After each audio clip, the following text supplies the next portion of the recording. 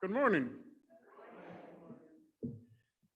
In act of incredible braveness, Madison asked if I would sub for him with the sermon this morning. So, let me first welcome you to the study of Luke the Evangelist. Now, in the very first chapter, the beginning of the Gospel according to Luke, it's written like an extensive letter addressed to Dear Theophilus. Now, we don't know whether Theophilus was, in fact, an early Christian, a wealthy donor, benefactor, for example. Or, the name literally means lover of God. So it could be a generic name for all those early Christians who love God. In any case, Luke then begins by saying, many people have done their best to write a report of the things that have taken place among us. They wrote what we have been told by those who saw these things from the beginning and proclaimed the message. And so, Your Excellency, because I have carefully studied all these matters from the beginning, I thought it would be good to write an orderly account for you. I do this so that you may know the full truth about everything which you have been taught. So we can just picture, use your imagination here, that Luke is seated somewhere, perhaps in a villa in Antioch. Anybody here been to the northeastern Mediterranean? Okay. Then you can fill in everything that I get wrong here. Brad will correct me. Let's imagine Luke in his study with a window looking out at the Mediterranean Sea in all of its shimmering blue glory. And he's surrounded by parchments and papyrus, various materials that he's gathered, and he is now compiling this in an orderly form to tell the story of Jesus called the Christ.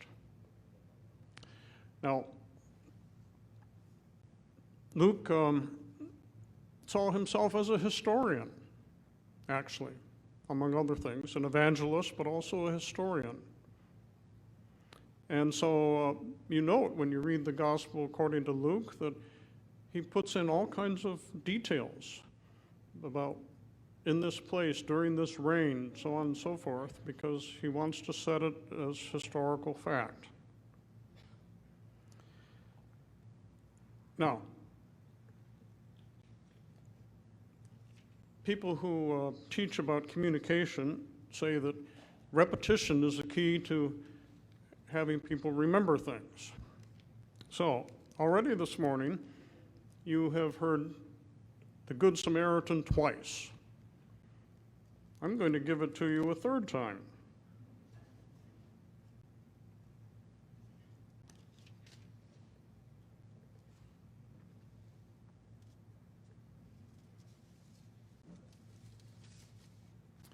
But this will be the Good Samaritan as you've never heard, or in this case, seen it before.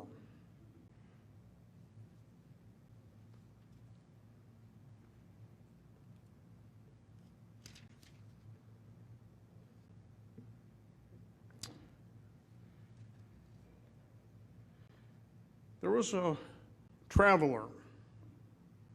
Cue the traveler. Traveler? Yeah, up. Who was going down from Jerusalem to Jericho.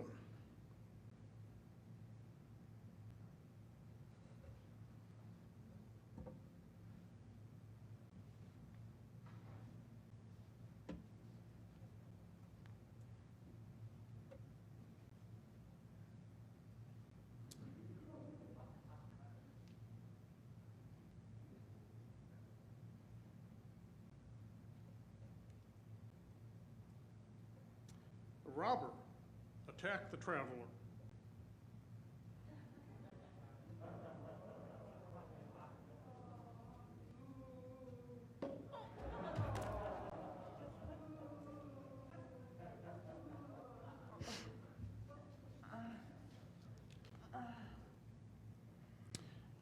Beat the traveler up, leaving her half dead. Check for pulse. Yeah, just about half. It so happened that a priest, ordained clergy, was going down that road and saw the traveler.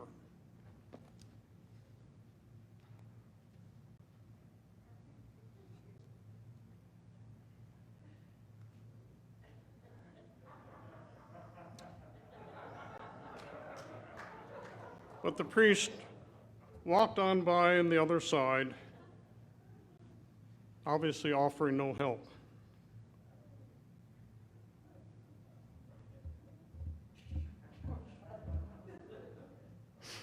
In the same way, a Levites did a whole variety of acts of service in the tent of meeting and in the synagogue and in the temple.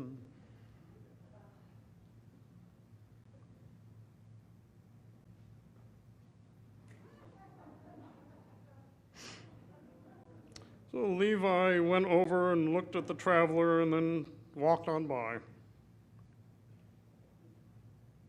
But a Samaritan was traveling that way, came upon the traveler, and when the Samaritan saw her, her heart was filled with pity. And she went over to her and poured oil and wine on the wounds,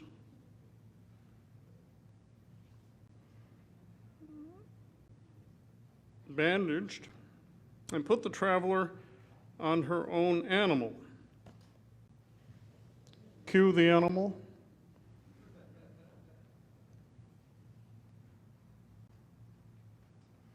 And took her to an inn where she, the Samaritan, took care of the poor victim. And the next day, the Samaritan took out 2 silver coins and gave them to the innkeeper. "Take care of her," she told the innkeeper, "and when I come back this way, I will pay you whatever else you have spent." And Jesus concluded, "In your opinion, which one of these 3 acted like a neighbor toward the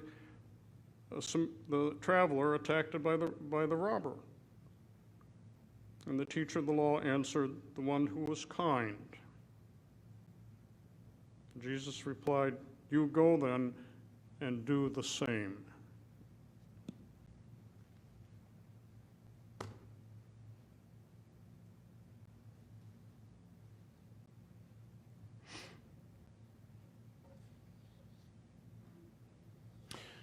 Now, the dominant traditional emphasis for this parable, which is probably one of the best known,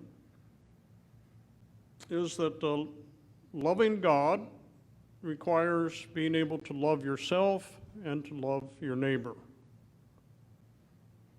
And then follows Jesus defining just who is your neighbor. And the bottom line answer, of course, is your neighbor is any and all other human beings.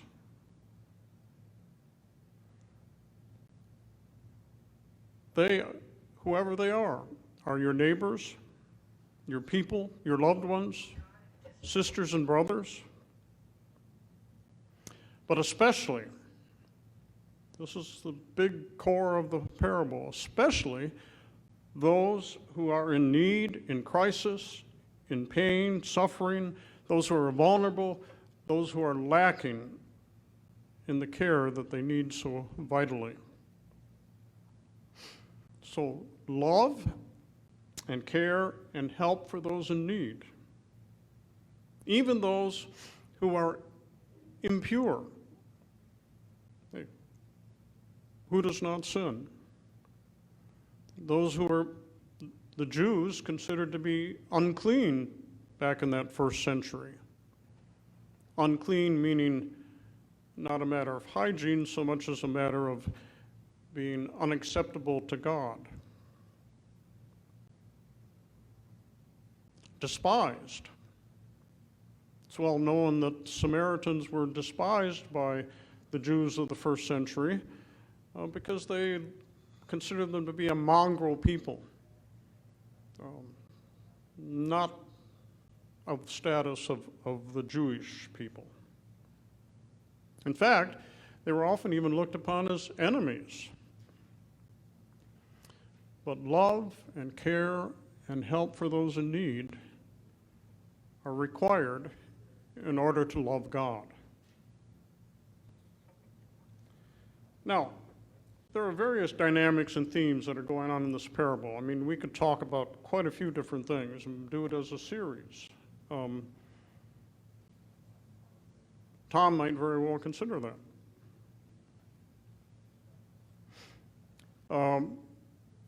There's a good deal implicit in the parable about race relations, obviously, about class, about clergy and lay relationships. But the one that we really want to focus on today is generosity. Now, the Good Samaritan not only felt pity and compassion for the wounded, abused Jew, she went the extra mile and acted upon those feelings. Not only bandaging and treating the wounds, putting the poor victim on her donkey. By the way, I never thought that the donkey got enough credit in the parable. Nobody talks about the donkey. So I said, put the donkey on the screen for me. Well, especially since Adrian wouldn't bring one.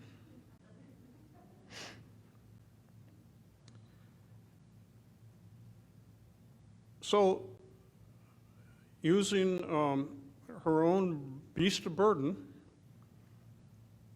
the victim was transported to the nearest inn, and again, extra mile, the Samaritan stayed to take care of the victim, at least overnight.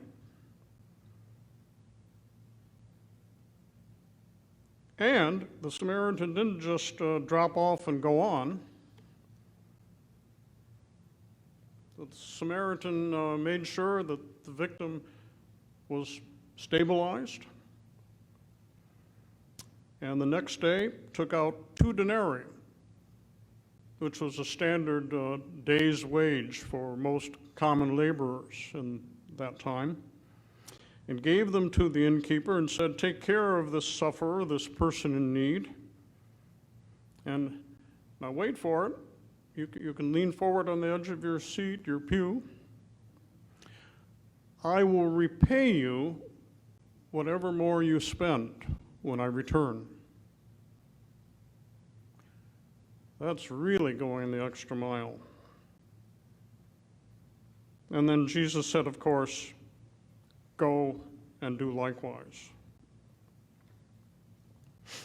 We have used as a theme for this year's generosity campaign. Traditionally, we've called it stewardship campaign, pledge campaign. We've used as a theme, strong, stronger, more generous. Now, you folks, you faithful pilgrims, friends and allies of Pilgrim Church, are the ones who have made this congregation strong, taking the blessings of a generous God and sharing those blessings through your pledges, your giving, your acts of service, your involvement in the community and around the world, for that matter. You have made this church strong. even when tested by things like our ongoing pandemic, even when the church had to be closed up for a period of time and we had no in-person worship. You kept things going. You gave, you helped, you did what you could. And what we have accomplished, well, we don't have time for me to go through all of that list, but it's been tremendous. I'm so happy to be a part of Pilgrim Church. Now, we're not satisfied. We're not done. We're not complacent. We don't sit back and say, okay, job's over. We are banded together to make Pilgrim United Church of Christ even stronger. And a key element to doing that is being even more generous.